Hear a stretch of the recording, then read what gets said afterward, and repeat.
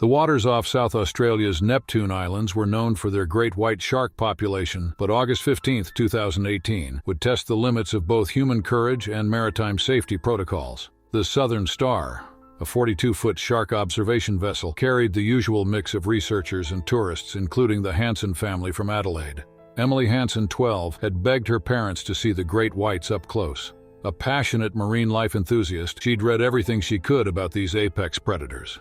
Her father, Michael, 41, was more cautious, but her mother, Sarah, 38, a marine biologist, had convinced him it would be educational. Captain James Cooper, 52, had run these tours for 15 years without serious incident. His crew was experienced. First Mate Linda Chen, 35, who handled the cage diving operations, Safety Officer Mark Williams, 45, and Marine Naturalist Dr. Tom Brady, 39, who provided educational commentary.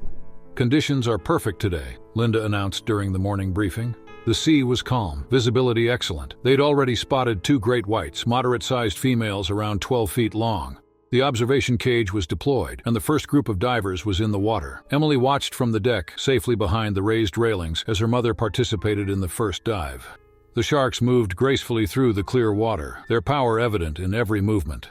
What no one noticed was the much larger shark approaching from deeper water. The first warning came from Tom, who spotted the massive dorsal fin cutting through the water. This new arrival was different. A mature female great white, later estimated at 17 feet, she showed none of the cautious behavior typical of her species.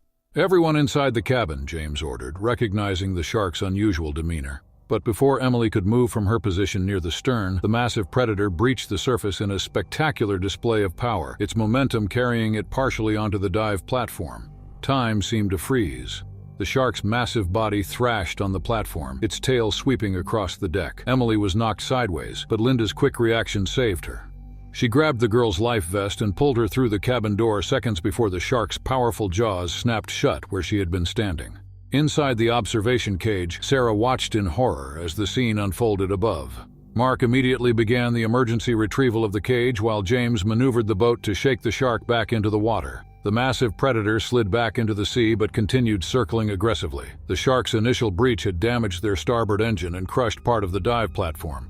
Water began seeping in through damaged seals as James fought to maintain control of the vessel. Through their underwater communication system, they could hear Sarah trying to remain calm in the cage. "Mayday, mayday!" Linda's voice was steady as she radioed for help. "This is Southern Star, 1 mile east of Neptune Islands. We have a large shark attacking the vessel. Request immediate assistance." The shark made another attempt to breach, this time striking the hull near the waterline. The impact sent shockwaves through the boat, knocking equipment off shelves and causing more water to pour in through the damaged areas. Inside the cabin, Tom worked to keep the passengers calm while treating Emily for minor cuts and bruises from her fall. The girl remained remarkably composed, her scientific curiosity seemingly overriding her fear as she watched the massive shark through the cabin windows. James knew they had minutes to retrieve the diving cage before the shark's continued attacks put everyone in even greater danger. He coordinated with Linda to create a distraction using their emergency flares, hoping to give Mark enough time to raise the cage. The plan worked, but barely. As the cage broke the surface, the shark made another charge. Sarah and her diving companions were pulled aboard just seconds before the massive predator crashed into the cage, sending it spinning off the davit. With everyone safely inside, James pointed the Southern Star toward Port Lincoln, pushing their remaining engine to its limits. The shark followed for several minutes, occasionally bumping the hull, before finally breaking off its pursuit. The incident made headlines across Australia and led to significant changes in shark tourism operations. Investigation revealed that illegal fishing activities nearby had altered the shark's normal behavior patterns, making them more aggressive than usual. Emily Hansen, despite her close call, became even more fascinated by great whites. Her detailed account of the shark's behavior, remarkably precise for a 12-year-old, proved valuable to researchers studying great white breach behavior. Sarah used the experience to develop enhanced safety protocols for shark tourism operations. Her unique perspective as both a marine biologist and a parent helped bridge the gap between scientific research and public safety concerns. The Southern Star underwent extensive repairs and modifications, including reinforced hull plating and improved safety barriers. James Cooper continued operating tours, but with additional precautions and stricter weather limitations. Linda Chen's quick thinking in saving Emily was recognized by the Australian Maritime Safety Authority. Her actions became a model for emergency response training in the shark tourism industry. Today, the Neptune Islands still draw tourists and researchers eager to observe great whites in their natural habitat. The incident serves as a powerful reminder that while these magnificent predators can be observed safely, they command respect and deserve space in their ocean domain. Emily, now studying marine biology herself, often tells her story to emphasize the importance of both admiring and respecting these apex predators. The experience, rather than instilling fear, deepened her appreciation for marine life and the need to protect it. The great white that breached that day was spotted several more times that season, recognizable by its unusual size and distinctive scarring. Local operators named her Neptune, and her presence became a reminder of nature's raw power and the importance of maintaining safe distances when observing marine life. The incident led to better understanding of great white breach behavior and the conditions that might trigger such responses. New guidelines were established for cage diving operations, including minimum distances from known feeding areas and enhanced monitoring of shark behavior patterns. For the Hansen family, the experience created an unbreakable bond with the ocean and its inhabitants. They continue to advocate for shark conservation while promoting responsible wildlife tourism, proving that even close encounters can lead to positive outcomes when handled with respect and understanding.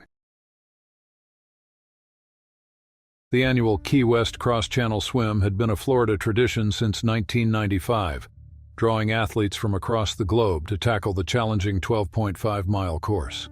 On September 20, 2019, experienced marathon swimmer Rachel Chen faced not just the usual challenges of currents and fatigue, but an encounter that would test the limits of human survival. At 34, Rachel had completed dozens of open water events. But this was special, a chance to set a new course record. Her support team was experienced. Mike O'Brien, 45, piloting her guideboat.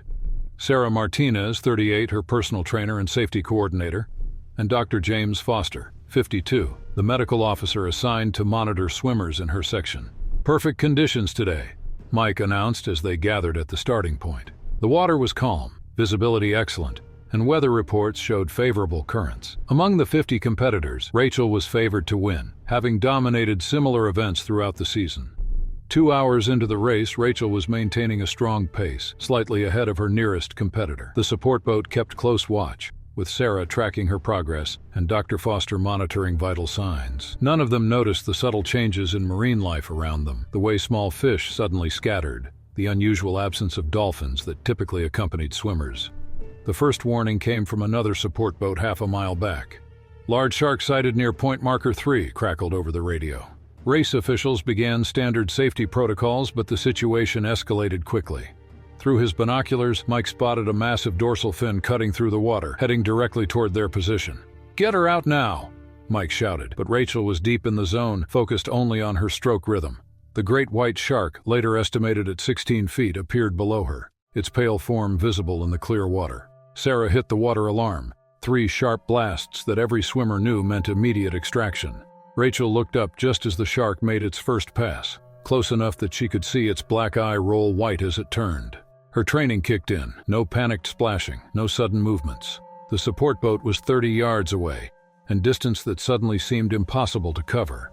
"Swim steady, keep your eyes on the boat," Sarah called through the megaphone. Mike maneuvered closer while Dr. Foster prepared the rescue ladder, but the shark had other plans, circling tighter, each pass bringing it closer to Rachel. Its behavior was unusually aggressive for the species in these waters. Other support boats converged on their position, creating a ring around Rachel. The shark responded to the boat's presence by becoming more agitated, its movements increasingly erratic. Through her goggles, Rachel could see its massive form passing beneath her, close enough to distinguish old scars on its pale belly. Race officials had already begun evacuating other swimmers, but Rachel was effectively trapped. Any quick movement toward the boats might trigger the shark's predatory response. She maintained her steady freestyle, trying to appear as non-threatening as possible while gradually closing the distance to safety. The shark's first aggressive move came without warning. It charged from below, veering away at the last second, but close enough that its rough skin scraped Rachel's leg. The contact drew blood, a situation that could quickly turn deadly. Mike made a split-second decision. He gunned the boat's engine directly toward Rachel, hoping to drive the shark away. The risk was calculated. The propeller could be as dangerous as the shark if she got too close. But the gambit worked, temporarily scattering the predator. Sarah threw the rescue line as doctor. Foster deployed the electronic shark deterrent, a device that emitted electromagnetic pulses designed to overwhelm sharks' sensitive receptors. Rachel grabbed the line, but the shark was already circling back, seemingly more aggravated by the electrical pulses. The next few moments became a desperate race. As the crew pulled Rachel toward the boat, the shark charged again, this time making solid contact. Its snout struck her side, sending her spinning in the water. Somehow, Rachel maintained her grip on the rescue line. Just as the shark readied another attack, a pod of bottlenose dolphins unexpectedly appeared. Their aggressive clicks and movements temporarily confused the shark, buying precious seconds. Mike and Sarah hauled Rachel aboard as Dr. Foster kept watch for the shark's return. The great white made one final pass at the boat before disappearing into deeper water, leaving behind a shaken but largely unharmed Rachel. She had suffered only minor abrasions from the shark's rough skin, though her competition swimsuit was shredded along one side. The incident led to major changes in open water swimming events. Race officials implemented enhanced shark monitoring systems, including sonar arrays and aerial surveillance. Safety protocols were revised to include faster response times and better coordination between support boats. Rachel Chen's experience became a case study in shark encounter survival. Her calm response and the team's coordinated rescue efforts were praised by marine safety experts. The incident also provided valuable data about great white behavior in the Florida Keys, where such large specimens were rarely seen. Mike O'Brien used the experience to develop new safety guidelines for support boat operators. Sarah Martinez began conducting shark safety workshops for open water swimmers. Dr. Foster's medical report helped establish new standards for treating shark encounter victims. The Key West cross-channel swim continues today, though with enhanced safety measures. Rachel returned to competition the following year, helping design new protocols that balanced athlete safety with the spirit of open water swimming. Her story became not just one of survival, but of how proper preparation and teamwork can make the difference between tragedy and triumph. The great white was spotted several more times that season, before disappearing into the Gulf Stream. Marine biologists suggested its unusual presence in the Keys might be linked to changing ocean temperatures, affecting traditional migration patterns. Today, Rachel Chen coaches open water swimmers, emphasizing both technique and safety. The torn swimsuit from her encounter hangs framed in her training center, a reminder that in the ocean, even the most experienced athletes must respect nature's apex predators. Her experience continues to influence how open water events are managed, ensuring that future generations of swimmers can safely pursue their passion in waters shared with these magnificent but dangerous creatures. The Gulf Coast waters off Tampa had always been kind to Captain Mike Rodriguez and his charter boat Night Runner. But on October 15, 2022, a late-season fishing trip would turn into a nightmare that would haunt its survivors for years to come. Mike, 47, had been running night fishing charters for 2 decades. His crew was solid. First mate Jack Chen, 35, who could rig tackle in his sleep. Sarah Martinez, 29, their second mate and safety officer. And Pete Thompson, 42, handling the boat's electronics and communications.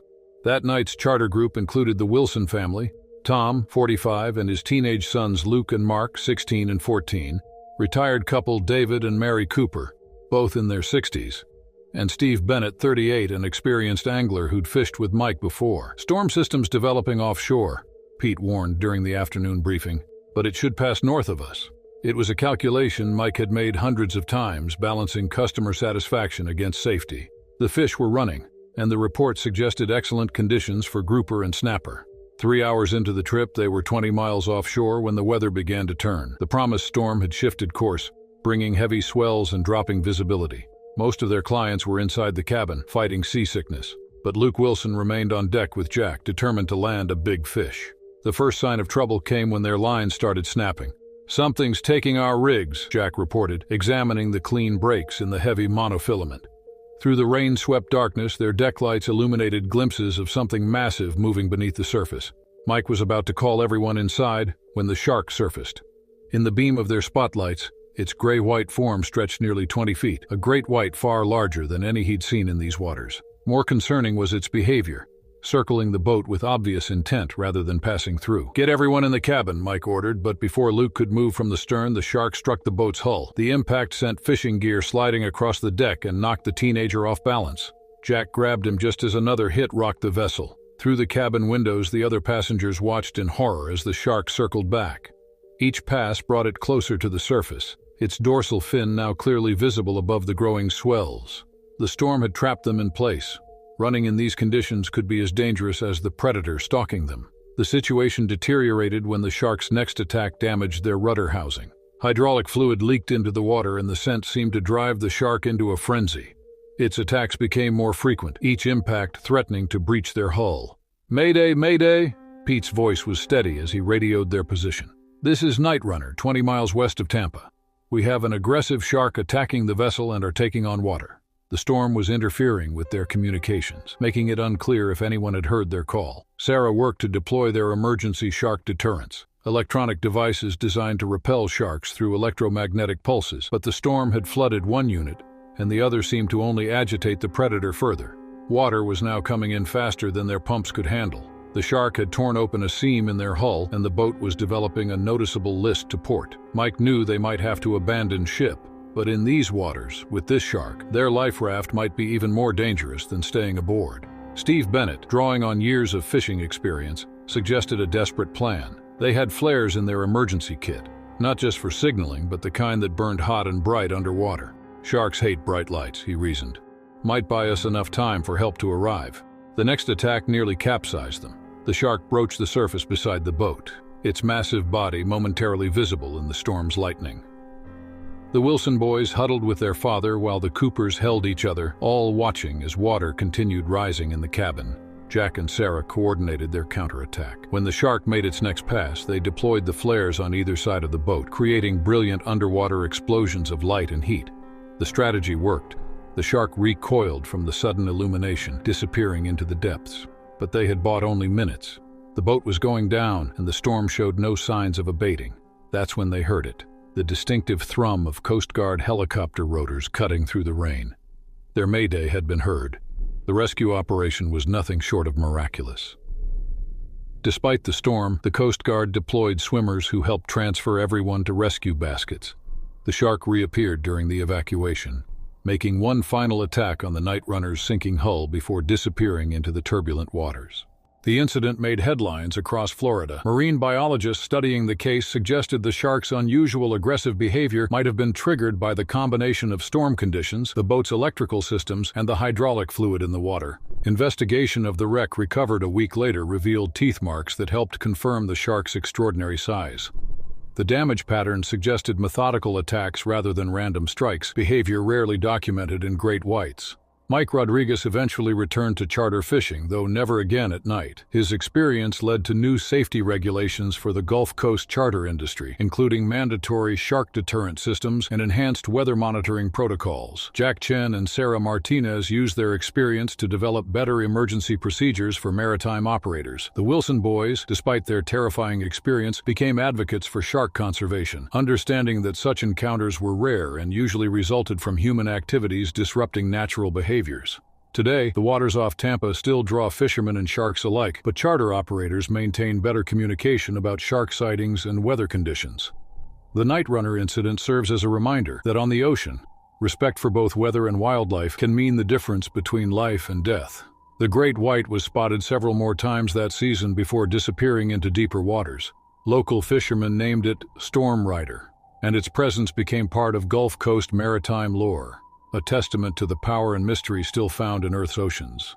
For those who survived that stormy night, the experience left an indelible mark. Their story continues to educate others about the importance of maritime safety and the need to respect the ocean's most powerful predators, even in waters where they're rarely seen.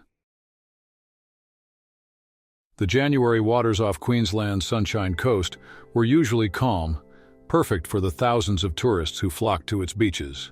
But on January 12, 2020, the Alexandria Beach Patrol would face a situation that would test their training, courage, and the very limits of human endurance. Senior lifeguard Tom Mitchell, 35, had spent 15 years patrolling these waters. His team that day included Sarah Connor, 28, an experienced rescue swimmer, brothers Jake and Mark Wilson, 31 and 29, operating their patrol boat, and Emma Chen, 25, a trainee on her second week of active duty. The morning started routinely, a few minor rescues, mostly tourists caught in rip currents. By early afternoon, the beach was packed, and the patrol was keeping close watch on a developing rip near the southern rocks. That's when they spotted the girl, She couldn't have been more than 14, caught in the current and already being pulled out beyond the break. Tom immediately dispatched Sarah for the rescue while Jake and Mark readied the patrol boat. Standard procedure, executed hundreds of times before. The first sign something was wrong came from the aerial patrol. "Large shadow in the water, heading your way," crackled over their radio. Through her rescue goggles, Sarah could see the girl was tiring quickly, but she was also acutely aware of movement in her peripheral vision. The tiger shark appeared without warning, its distinctive striped pattern visible through the clear water. At 14 feet, it was larger than any they'd encountered in recent years. More concerning was its behavior, direct, purposeful, showing none of the cautious investigation typical of the species. "Shark spotted, get the boat in there now." Tom's voice carried across the beach as tourists scrambled out of the water. Sarah had reached the girl, Amy Foster, who was nearly exhausted from fighting the current. But they were still 100 yards from shore, and the shark was circling closer. Jake maneuvered the patrol boat toward them, but the rocky outcrop and strong current made the approach difficult. The shark's circles tightened with each pass, its behavior growing more aggressive. Sarah kept the girl close, trying to remain calm while watching the predator's movements. The situation escalated when the shark suddenly charged. Sarah barely had time to pull Amy upward as the massive form shot beneath them. The shark's rough skin grazed Sarah's leg, leaving deep scratches. Blood in the water would only make their situation more desperate. Mark deployed their shark shield, an electronic device that emitted pulses designed to deter sharks. The tiger shark recoiled initially, but quickly returned, seemingly more agitated by the electrical field. Through their radio, they could hear Tom calling for additional support. The patrol boat made another approach, but a large swell forced them to veer away at the last second. Sarah realized they couldn't wait for the perfect rescue. With the shark preparing another charge, she made a crucial decision. "When I say now, take the deepest breath you can," she instructed Amy. The shark circled back, accelerating toward them. "Now!" They dove beneath the surface just as the shark passed overhead, its powerful tail missing them by inches. The underwater view was terrifying. The shark had turned for another pass, and they could see 2 more tigers arriving, drawn by the commotion. Sarah kicked hard toward the surface, pulling Amy with her. They broke through just as Jake brought the patrol boat alongside. Mark reached for Amy first, hauling her aboard as Sarah kept watch for the sharks. The largest tiger charged again just as Sarah grabbed the rescue ladder. The shark's jaws clamped down on the metal rungs, nearly pulling the ladder off its mounts. Jake gunned the engine, the sudden movement finally dislodging the shark. But their problems weren't over. The damaged ladder had torn free, leaving Sarah hanging onto the boat's side as the sharks continued circling. Mark braced himself and reached over, his hands locking around Sarah's wrists. The largest shark made one final attack, leaping partially out of the water toward Sarah's legs. She pulled them up just in time, feeling the rush of water as massive jaws snapped shut below her. With a final heave, Mark pulled her aboard. The incident lasted less than 10 minutes, but changed beach safety protocols across Australia. Sarah's cuts required 20 stitches, but Amy Foster was unharmed physically, though the psychological impact would take longer to heal. Investigation revealed that illegal fishing activities near the beach had altered shark behavior patterns. The tigers had associated boat motors with food, making them more likely to approach rescue vessels. The incident led to stricter enforcement of fishing regulations and enhanced shark monitoring systems. Tom Mitchell used the experience to develop new rescue procedures for shark encounters. The Wilson brothers modified their patrol boat design, incorporating stronger rescue ladders and improved shark deterrent systems. Emma Chen, despite witnessing the terrifying event during her training, went on to become one of the beach's most respected lifeguards. Sarah Connor returned to duty after 3 weeks, her experience becoming a crucial part of lifeguard training programs. Her quick thinking and courage under pressure earned her the Royal Humane Society's Bronze Medal, though she maintained that saving Amy was simply part of the job.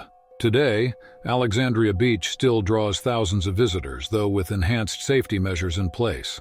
The incident served as a powerful reminder that in Australian waters, the line between routine rescue and survival situation can blur in seconds. Amy Foster, now studying marine biology, often visits the beach to share her story with tourists, emphasizing the importance of water safety and respect for marine life. The 3 tiger sharks became regular visitors to the area but were eventually fitted with tracking devices, helping researchers better understand their behavior patterns. For the Alexandria Beach Patrol, the experience reinforced what they already knew. that their job requires not just skill and courage but a deep respect for the ocean's most powerful inhabitants.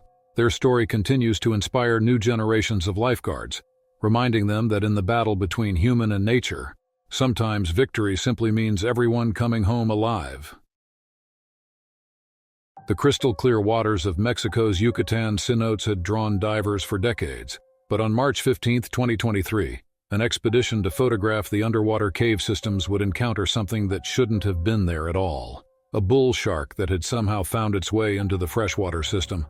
The team was highly qualified. Maya Rodriguez, 34, an acclaimed underwater photographer, David Chen, 41, her longtime diving partner and cave diving expert, Lisa Torres, 38, their safety coordinator, and local guide Carlos Ruiz, 45, who'd spent 20 years mapping these ancient cave systems. Visibility's exceptional today, Carlos noted during their morning briefing at Cenote Calavera. The underwater cave system was less visited than the famous tourist sites, making it perfect for Maya's photo series on hidden Mexican waters. What they didn't know was that recent floods had created new connections to the ocean 15 miles away. The first 2 hours went perfectly.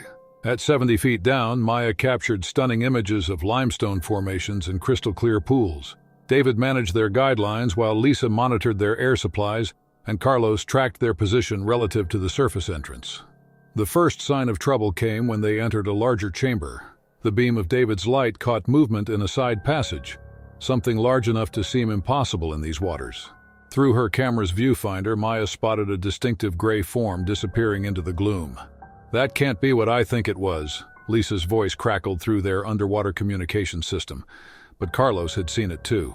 Having grown up on the coast, he recognized the unmistakable shape of a bull shark, known for their unique ability to survive in fresh water. The situation became critical when they realized their primary exit route would take them through the chamber where the shark had disappeared.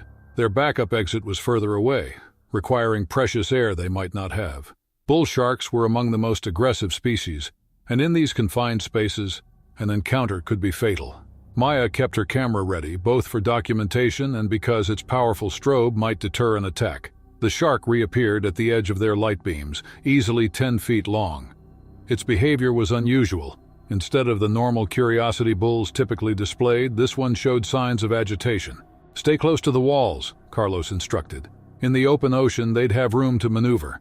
But here, in passages barely wider than a car, their options were limited. The limestone walls that made these photos so beautiful now felt like a trap. The shark's first pass came without warning. It charged through their group, forcing them to press against the cave walls. Maya's strobe fired, temporarily illuminating the entire chamber and revealing something worrying. The shark had battle scars suggesting recent fights, possibly explaining its aggressive behavior. David noticed it first. Their presence was stirring up silt from the cave floor. Each movement clouded the water slightly, reducing their visibility. In cave diving, loss of visibility could be as deadly as any predator. They needed to move, but the shark blocked their path. Lisa suggested a desperate plan. They carried emergency surface markers, bright yellow tubes that inflated with air. In the confined space, the sudden deployment might startle the shark enough to clear a path. The risk was that it might also make the predator more aggressive. The decision was made for them when the shark charged again, this time snapping at David's fins. The powerful jaws shredded the rubber, though thankfully missed flesh. Maya fired her strobe repeatedly, creating a disorienting strobe effect that momentarily confused the shark. Carlos seized the moment, deploying 2 surface markers simultaneously. The bright yellow tubes shot toward the cave ceiling, creating a barrier between them and the predator. The shark recoiled from the sudden movement and visual disturbance. "Move now!" Lisa commanded. They began their careful exit, maintaining contact with the guideline while watching for the shark's return. Their computers showed 40 minutes of air remaining, enough under normal circumstances, but these were far from normal. The shark's next attack came from behind. It charged through the silt cloud they'd created, ramming into Maya's tank with enough force to slam her against the cave wall. The impact cracked her camera housing but didn't damage her vital equipment. 20 minutes from the exit, disaster struck. The silt they'd stirred up reduced visibility to near zero in parts of the passage. They were forced to navigate by touch, following their guideline while knowing the shark could appear from any direction. Lisa's air supply was running dangerously low. Without hesitation, David offered her his backup regulator. Standard procedure, but incredibly risky, with an aggressive shark nearby.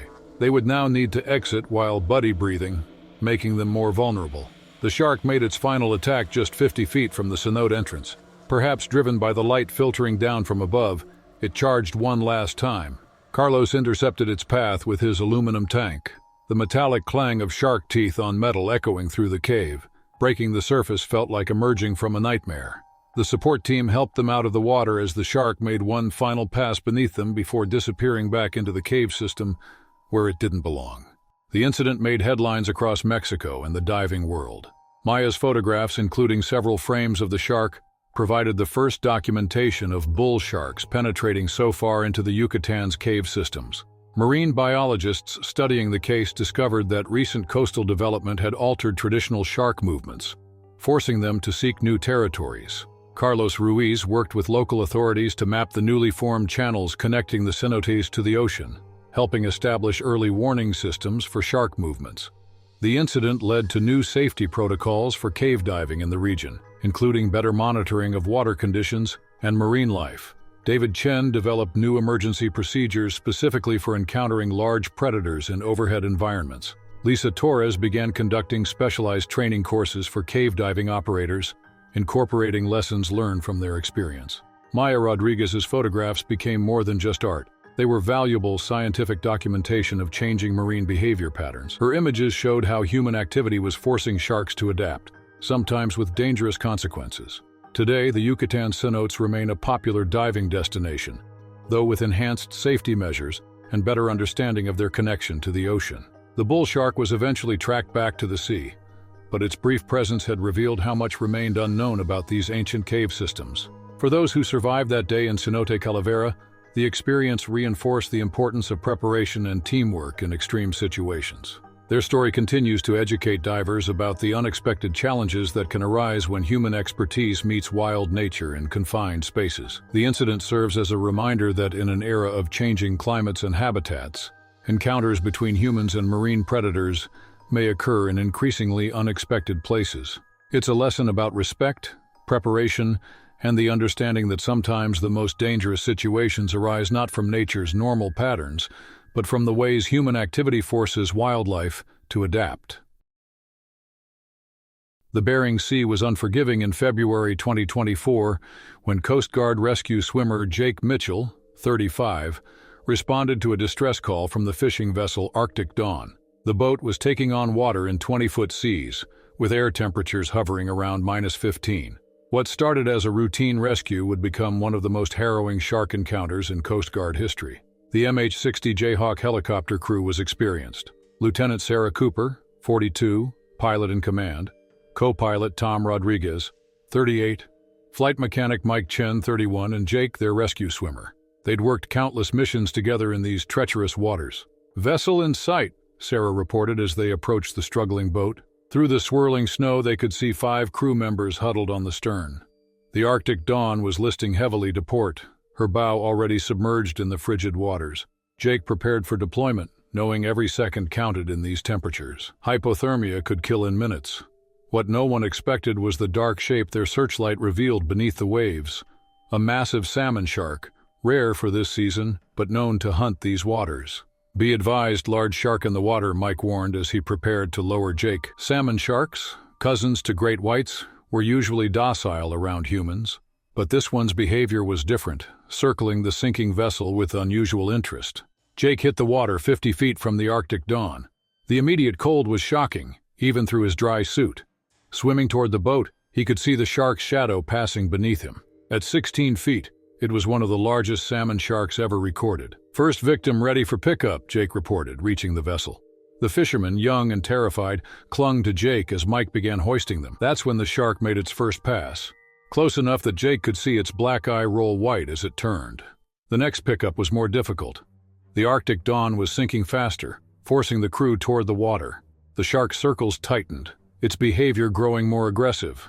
Through his radio, Jake could hear Sarah coordinating with nearby vessels for assistance. 2 more crew members were safely recovered, but the rescue's tempo was dangerously slow.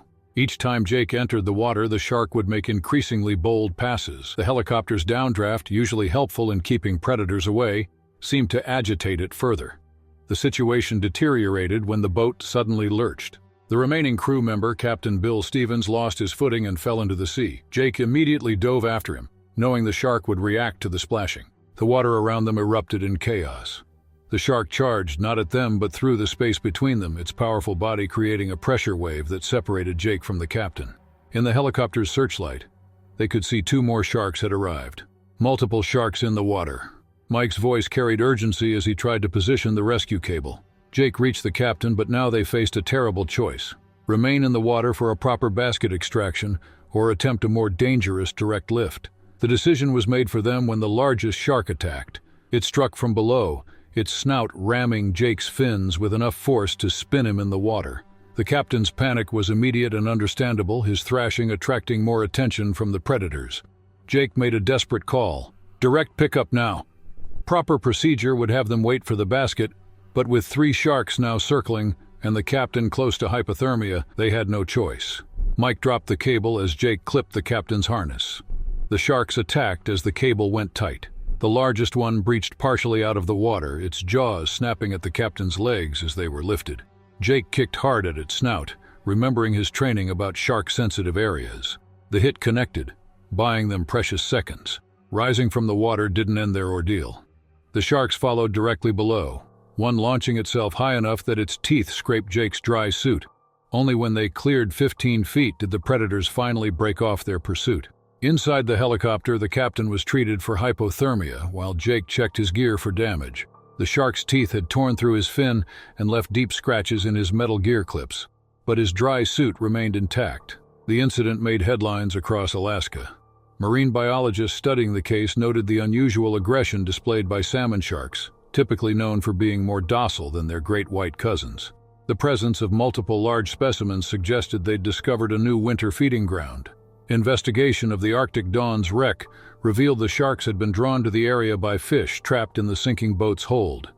The incident led to new protocols for rescue operations in known shark territories, including enhanced monitoring and the development of better shark deterrent systems.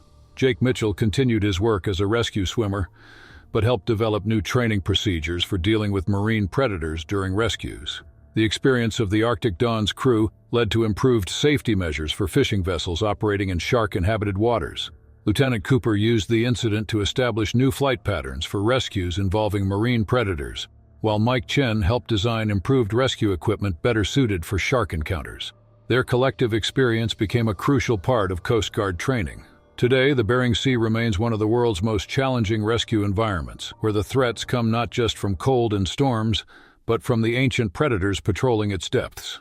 The Arctic Dawn incident serves as a reminder that in these waters, rescuers must be prepared for any possibility.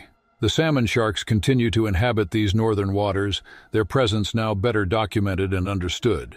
For the Coast Guard crews who fly these missions, the incident reinforced what they already knew: that in rescue operations, nature can present challenges that no amount of training can fully prepare you for. Jake's torn fin and scratched equipment are now displayed at Coast Guard Air Station Kodiak, alongside photographs documenting one of the service's most unusual rescues. The exhibit serves as a reminder that in the world's most extreme environments, survival often depends on the courage and quick thinking of those willing to risk everything to save others. For the survivors of the Arctic Dawn, the experience left an indelible mark. Their story continues to educate others about the importance of maritime safety and the unexpected dangers that can arise when human emergency and natural predator territories overlap.